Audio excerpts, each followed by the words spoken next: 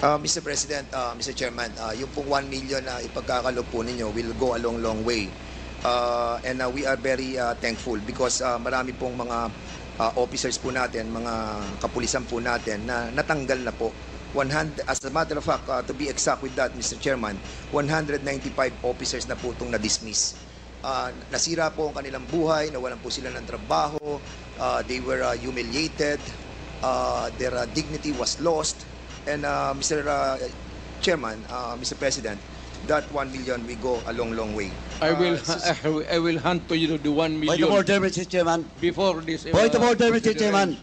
What is the rule that was violated? What is the point of order of Congressman Paduan? The former president is speaking without the recognition of the chairman.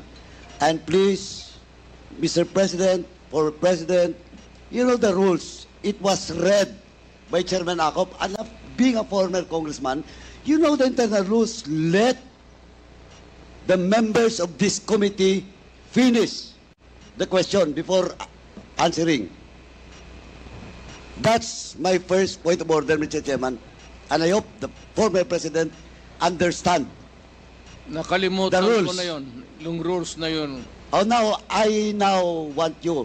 Hindi Pinapaalala ko po. I'm not. Now again, Mr. Chairman. Hearing suspended. The former president is Hearing speaking. suspended.